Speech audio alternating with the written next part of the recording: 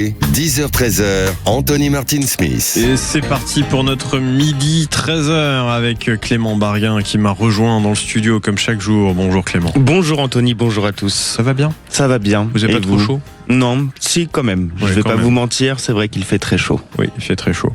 On va aussi revenir dans un instant sur notre face-à-face.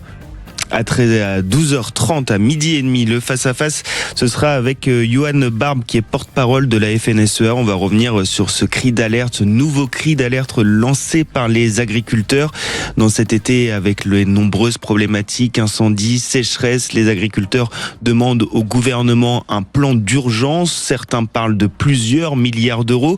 Le gouvernement y réfléchit. Annie Genevard, la ministre de l'Agriculture, réunira les préfets au mois de septembre pour faire un point complet de la situation, mais là aussi pas sûr que les agriculteurs obtiennent tout ce qu'ils demandent. Effectivement, on va en reparler tout à l'heure. Vous nous appelez au 0826 300 300. On parle notamment des vacances, de nos personnalités politiques qui font la une de Paris Match avec Emmanuel Macron qui pose aux commandes d'un jet ski. Trouvez-vous ça normal, indigne comme le pense Olivier Faure, patron du Parti Socialiste, qui considère que alors que la France est en train de brûler sous les incendies, qu'elle a chaud sous les canicules, cette image n'est pas digne d'un président de la République.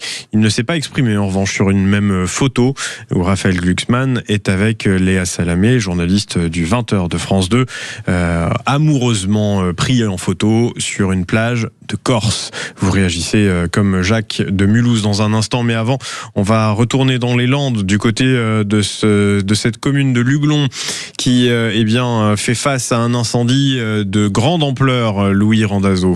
Oui Anthony, le bilan est toujours de 1100 hectares brûlés, ça n'a pas bougé, toujours 500 évacués et un petit peu le même nombre de pompiers mobilisés. 525 pompiers. Oui, 525 exactement, mais les premiers grands élans de solidarité, eux, se mettent en place. Il y a par exemple la Fédération des chasseurs des Landes, qui a annoncé venir en aide aux pompiers en préparant ils vont préparer le repas de ce soir. À Garin, au sud-est de l'incendie, il y a des agriculteurs qui sont entrés en action avec pour objectif de débroussailler le bord des routes afin d'être en posture de défense face à un feu qui arriverait de l'ouest. La SDIS des Deux-de-Sèvres a, elle, annoncé l'envoi de 12 pompiers en renfort pour lutter contre l'incendie. Et enfin, le service de l'incendie et des secours du Vaucluse envoie des renforts pour les Landes. 2 groupes de feux de forêt sont partis vendredi matin pour lutter contre l'incendie. Une solidarité qui s'est déjà manifestée à plusieurs reprises en Gironde notamment et qui fait chaud au cœur à chaque fois aux personnes sinistrées, aux personnes évacuées, également aux pompiers qui sont sur le terrain et qui évidemment on souhaite bon courage et on a une pensée très chaleureuse et appuyée pour eux qui font face à ces incendies d'ampleur, 1100 hectares, vous venez de le rappeler, Louis Randazzo. Si vous-même, vous êtes dans la zone, que vous voulez nous appeler, témoigner, faites-le, appelez-nous au 0826 300 300. Si vous avez envie de passer un message de soutien pour nos pompiers, là aussi, appelez-nous au 0826 300 300. C'est le moment où vous faites de la radio avec nous et c'est un moment précieux, en tout cas pour nous, avec Jacques de Mulhouse. Bonjour Jacques. Bonjour Sud Radio, bonjour toute l'équipe. Écoutez Jacques, comment allez-vous ? Bon écoutez, ça va. Pas trop chaud. Je vis dans un appartement avec une lumière limitée parce que les volets sont fermés pour garder un peu de frais. Un peu comme moi Jacques. Mais moi, c'est toute ma vie, Jacques. Je suis non-voyant, vous savez. Alors, du coup, je vis avec une lumière limitée. Et puis, un petit peu de clim, histoire que ça ne chauffe pas trop. Mais bon, pas trop, parce que l'électricité coûte cher. Oui, effectivement, vous avez raison. Alors, peut-être moins en été. L'électricité coûte un peu moins.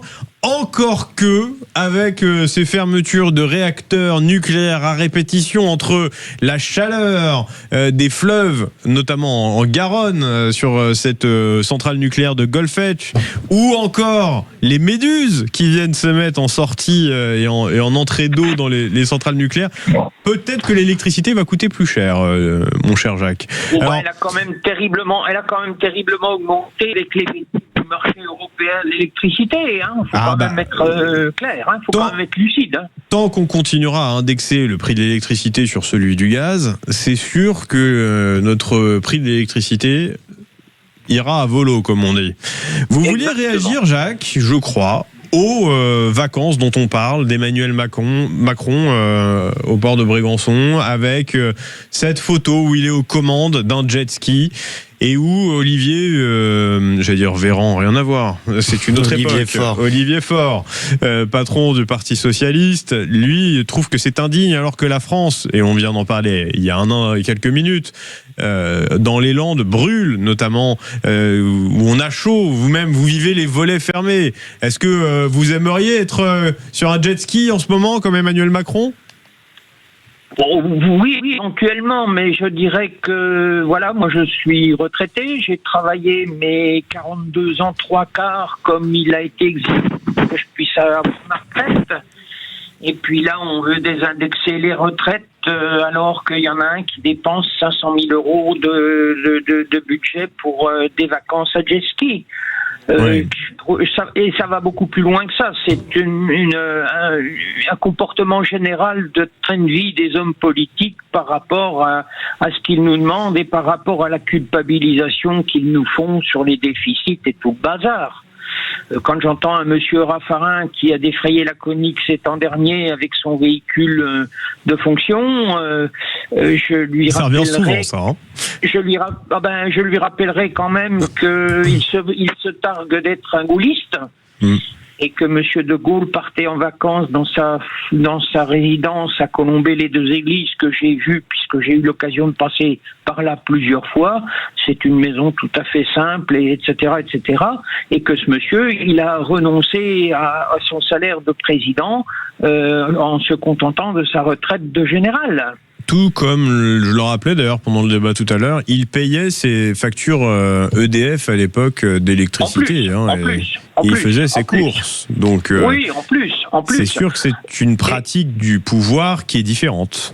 Et on s'étonne que les Français n'ont plus du tout d'intérêt pour leur classe politique. Avec ça, il faut pas s'en étonner. Quand on voit Mathilde Panot qui part en Nouvelle-Calédonie en première classe, etc., etc. Je veux dire, on a la classe politique la plus bête du monde, hein.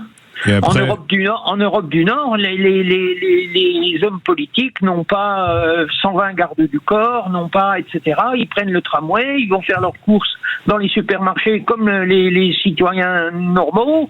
Et puis voilà. Mais bon, c'est vrai qu'il faudrait que nos hommes politiques adoptent d'autres attitudes, parce que c'est vrai que, vu l'attitude qu'ils ont, ils ont raison de craindre un petit peu pour leur peau, quand même. Oui, bien sûr. On a, Jacques, restez avec nous si vous le voulez bien. On va accueillir Olivier de Agen. Bonjour Olivier. Bonjour à toute l'équipe. Alors, vous, est-ce qu'il fait chaud chez vous ? Ah oui, il fait même moi qui fait lourd. Ah ouais. Bon. Il fait lourd. Est-ce que vous êtes d'accord avec Jacques, ou bien au contraire, vous dites que les politiques ont droit à prendre des vacances, comme tout le monde ? Je partage certains points de vue, mais effectivement, comme vous l'avez mentionné, je pense qu'ils ont droit, effectivement, comme tout le monde, à quelques congés. Quelques congés, ça ne veut pas dire non plus qu'il n'y a pas de fin, mais qu'ils ont accepté des responsabilités avec un traitement salarial qui va avec, et que quand il y a des priorités, à moins de s'entraîner au jet ski pour aller ensuite porter de l'eau aux sapeurs-pompiers, je vois pas trop le rapport. Vous inventez, vous, le jet ski Canadair. C'est ça. Déjà, on peut être à peu près sûr d'une chose, c'est qu'au moins il tient sur un jet ski, a priori. C'est déjà une grande première. Déjà une grande première, mais je m'attendais, de par ses fonctions, à un peu plus de capacité et de compétences. Que celle d'être sur un jet ski. Après, il peut nous étonner dans les mois qui viennent, on ne sait pas, mais voilà, c'est plus un effet de com', à mon avis. Jacques, pardon Clément. Ouais, non, je disais, en plus c'est étonnant parce que ces photos d'Emmanuel Macron sur un jet ski, c'est pas les premières, il y en avait déjà eu les étés précédents, ça avait déjà fait beaucoup parler. Là, on se dit, en termes de communication, c'est vrai, de remettre encore ces photos pour son dernier été en tant que président de la République, on comprend que ça puisse crisper certains. Oui, surtout avec ce qui se passe en ce moment. Je comprends pas les politiques, pourquoi là on les entend pas, puisque ils sont quand même aux manettes. Dire pendant mes vacances, moi j'ai arrêté mes vacances, j'ai été aider les SP, enfin les sapeurs-pompiers, j'aurais proposé mon aide, j'ai essayé de contribuer à la lutter contre les incendies par mes moyens, enfin comme le font des centaines de bénévoles. Mais là, c'est vrai que les politiques, on les voit pas trop aux côtés des pompiers. Donc lui, il est sur son jet ski. On l'a déjà vu s'entraîner à la boxe aussi, je crois, il y a quelques temps. Il ferait de la course à pied également, du surf. Oh là là là là, oh, quel homme. Oh, quel homme. Jacques de Mulhouse, vous êtes d'accord quand même que nos personnalités politiques ont le droit de prendre un peu de vacances? Ça n'est pas une question de prendre des vacances ou pas de prendre des vacances. Bien sûr qu'ils ont droit aux vacances comme beaucoup de gens, même si beaucoup de gens ne peuvent aujourd'hui plus prendre de vacances parce que les budgets ne le permettent plus. Simplement, le problème, c'est dans l'échelle de dépenses qu'ils imposent aux gens, qu'ils imposent au pays, alors qu'ils nous demandent à nous, de l'autre côté, de tout le temps faire des efforts, de tout le temps nous prendre sur nous, de nous taxer toujours un maximum et toujours plus pour creuser pour boucher les trous qu'ils ont creusés. C'est quelque part, il y a un malaise, et c'est là, et c'est pour ça que aujourd'hui les hommes politiques ont une image aussi détestable. Ouais. Faut pas chercher ailleurs. On va revenir dans un instant sur l'antenne de Sud Radio, toujours avec cette question des vacances. Olivier, Jacques, restez avec nous si ça vous est possible. En tout cas, nous, ça nous fait plaisir. On va revenir longuement encore sur cette question des vacances qui vous indigne beaucoup, à la fois sur les réseaux sociaux et puis au standard de Sud Radio 0826 300 300. On va accueillir un autre Jacques dans un instant, Clément Barguin, notre face-à-face de 12h30. Eh bien, notre face-à-face, ce sera avec Johan Barbe. Il est porte-parole de la FNSEA, président de la Fédération nationale des producteurs de lait également. On parlera de cette demande des agriculteurs, la demande d'un plan de soutien massif pour faire face à la sécheresse. À tout de suite. Sud Radio. Parlons vrai. Sud Radio, les débats de l'été, 10h-13h, Anthony Martin-Smith. Toujours avec Clément Barguin à mes côtés sur l'antenne de Sud Radio. Ça va toujours, Clément? Ça va toujours. Bon, et puis on attend toujours vos appels 0826 300 300 si vous voulez réagir à l'actualité. On parle notamment, Anthony, de ces photos d'Emmanuel Macron en une de Paris Match sur un jet ski en vacances au fort de Brégançon qui font beaucoup réagir.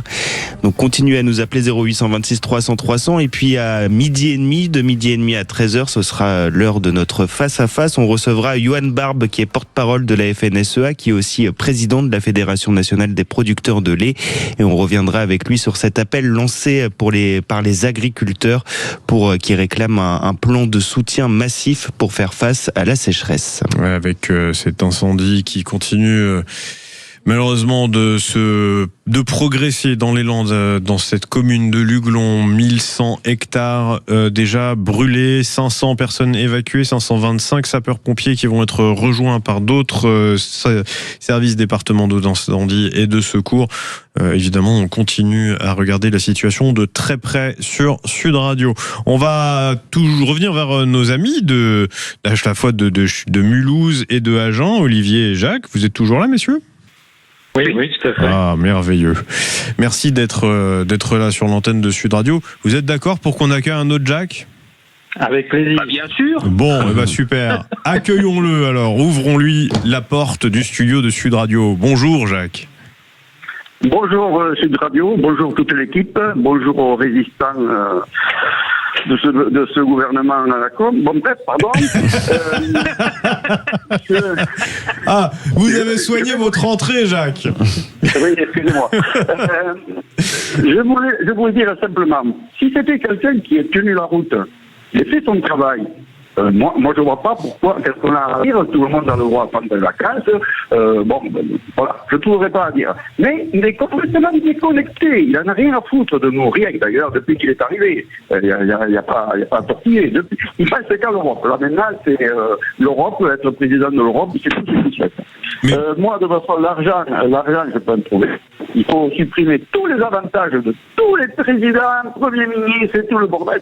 Tous. Je ne vois pas pourquoi on continue à payer des gardes du corps et tout ça à des gens qui on les paie gratuitement quand ils sont au pouvoir, mais après terminé. Déjà là, ça débloque pas mal d'argent. Enfin bref.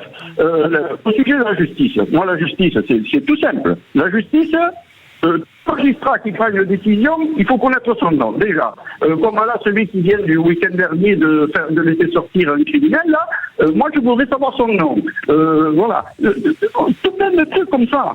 Vous avez un programme, visiblement, Jacques, hein? Ah oui. Ah ouais. Moi, je vote pour lui. Hein. Alors, c'est qui? C'est Olivier, ça, hein? Olivier Dagen. Ah oui, il y a tout mon soutien. Je fonde un comité immédiatement. Bon, écoutez, on va peut-être créer le parti des auditeurs de Sud Radio. Alors, on va accueillir Jean-Jacques. Après Jacques, on a Jean-Jacques. Bonjour Jacques. Jean-Jacques, pardon, je suis perdu là. Oui, bonjour. J'espère que vous allez bien, toute l'équipe Sud Radio. Mais nous aussi, on espère que vous allez bien. Vous êtes agriculteur, vous, je crois. Oui, je suis agriculteur à Beaumont-de-Lomagne, c'est dans le Tarn-et-Garonne. Oh là là, qu'est-ce que c'est beau par là-bas, j'ai de la famille. Oui, aujourd'hui, là, on commence à avoir un peu chaud et on est quand même à 2h30, 3h de route de Mont-de-Marsan et on a le ciel qui est voilé par les fumées. Aïe. Et oui, parce qu'il brûle, il y a un millier d'hectares qui a brûlé dans ce secteur-là. Ouais, 1100. Et par le vent d'ouest, ça nous amène les fumées, le ciel est tout voilé par les fumées. Pour vous dire jusqu'où ces catastrophes vont. Ouais. Et donc, du coup, par rapport aux vacances, à notre caste politique, qui est une caste de privilégiés, à un moment donné, on avait tout dégagé parce que la noblesse vivait sur les pauvres paysans et les pauvres serfs, qui était la majorité du pays à cette époque-là. Ouais. Aujourd'hui, nous avons une caste qui se génère et qui se protège et qui profite d'immenses avantages que la République dévoyée est en train de leur fournir. Donc, en attendant, on se rend compte que dans notre pays, il y a 28 personnes essentielles économiquement et productives pour 72 non improductives qui vivent. Là, pour donner un exemple, vous faites référence à qui? La Chine, il y a 45 personnes productives économiquement dans le monde privé et productif de l'ensemble de tous les secteurs et il y a 55 personnes qui profitent de la manne financière que crée cette richesse. Nous, on en a 28 qui essayent de produire de la richesse comme on fait les agriculteurs, artisans, commerçants, professions libérales et ainsi de suite et PME dans notre pays qui essayent de résister et il y en a 72 qui profitent de cette richesse. Donc à un moment donné, il va falloir rééquilibrer tout ça. Et là, je vais vous dire, par exemple, vous savez, on est en train de dire à l'agriculture, il y a une grosse catastrophe économique, et avec des milliards qui sont perdus, des éleveurs qui attaquent le foin. Il faut savoir que les animaux descendent des estives, parce qu'il n'y a plus rien à bouffer en montagne. Oui. Et donc, ils attaquent 2 mois avant la saison automnale leur réserve de foin. Il va y avoir un énorme problème. Donc, on dit il va falloir des milliards pour l'agriculture. Mais moi, je vais vous dire, les milliards, je sais où ils sont. C'est pas compliqué. Vous savez, dans la PAC, comme vous dites, les agriculteurs reçoivent 10 milliards de PAC. Et ça, la politique agricole commune. Ouais. Voilà. Je vous invite tous à le regarder, c'est public. Vous tapez bénéficiaire de la PAC 2025 et vous tapez le département où vous êtes et vous allez voir qui reçoit la PAC. C'est public, on n'a rien caché. Et bien là-dessus, sur 10 milliards, il y en a 4 milliards et demi qui vont réellement aux agriculteurs. Et il y en a 5 milliards et demi qui vont à côté. Et à côté, c'est quoi? Communauté de communes. DDT, Direction départementale des territoires, c'est-à-dire que c'est des fonctionnaires qui profitent de la PAC. Et à côté de ça, vous avez des coopératives, des groupements de producteurs avec des entreprises privées, et vous avez des grosses communes, par exemple la mairie de Toulouse, elle reçoit plus de 400 000 euros de PAC. Alors on vous dit, ouais, c'est les gros paysans et tout ça. Non, allez regarder, vous allez voir. Eh bien vous savez, 4 milliards et demi que reçoivent réellement les agriculteurs. La PAC a été mise en place pour normalement résister aux distorsions et déséquilibres du marché mondial de l'ensemble de nos productions. Parce que tout est mondialisé. On a tout mondialisé aujourd'hui au niveau agricole, que ce soit le lait, la viande, les volailles, les fruits, les légumes, tout est mondialisé. Donc pour pallier au déficit, bien sûr, engendré avec distorsion de concurrence sociale, environnementale au moins 10 ans, on nous avait mis la politique agricole commune en 92. Et c'était, en 1992. Et c'était pour rééquilibrer tout ça. Mais ça allait essentiellement aux agriculteurs. Et c'est une belle idée.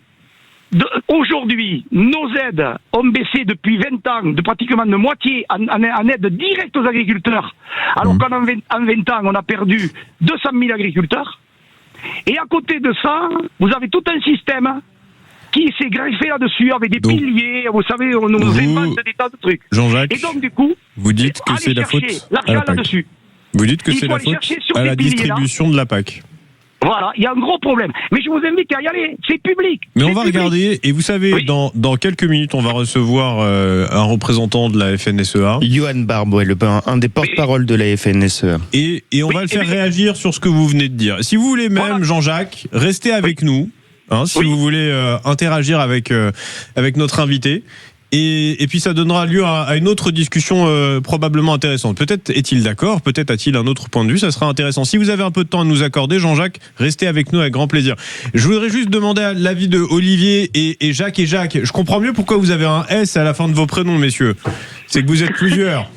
J'avais une petite question concernant j'avais une petite question à poser à Jean-Jacques. Effectivement, ce qu'il dit est très intéressant, mais ce que j'aurais voulu savoir, c'est est-ce que Jean-Jacques pouvait nous expliquer comment était réparti l'argent qui était destiné aux collectivités locales, où est-ce qu'il est ventilé, à quoi il sert en fait, est-ce qu'il peut nous renseigner là-dessus, parce que si les collectivités locales le touchent, c'est bien pour en faire quelque chose, j'ose espérer. Alors, dans le cadre des différents piliers, les communautés de communes qui reçoivent de l'argent de la PAC, derrière ils mettent des programmes. Et vous avez des programmes liés, mettons, à des procédés d'agroécologie ou de réduction de phyto dans les coins de captage. Et derrière, ils ventilent en fonction des programmes qu'ils peuvent mettre cet argent qu'ils peuvent recevoir. Et c'est à ce titre de ces piliers qu'ils peuvent prétendre à ce genre d'aide. Mais aujourd'hui, le problème, on n'en est plus là. On en est avec les catastrophes que l'on a. Les gars, ils vont pas savoir comment pouvoir se payer du foin et pour arriver à nourrir leurs bêtes. Ils en sont à un stade qu'ils savent plus comment sortir de l'argent pour payer leur retraite. Alors que, n'oublions pas que les COCOM et compagnie, ce sont des fonctionnaires qui sont rémunérés par nos impôts et taxes diverses qu'on a dans les territoires déjà. Donc, il faut arrêter de balancer du pognon là-dedans. Il faut envoyer le fric là où les gens meurent. Parce que le problème, si on ne prend pas le système à bras le corps, demain il n'y aura plus d'agriculteurs. Alors, et comme me dit un collègue l'autre jour sur l'antenne, l'agriculteur est foutu déjà. Les amis, on revient dans un instant. Vous restez là si vous voulez continuer à discuter, il n'y a pas de problème. Et on accueillera notre invité de la FNSEA, Clément Barguin. Johan Barbe, porte-parole de la FNSEA, il est aussi président de la Fédération nationale des producteurs de lait. Jacques et Olivier et Jean-Jacques, vous restez avec nous si vous le voulez bien. Et on revient dans un instant sur Sud Radio.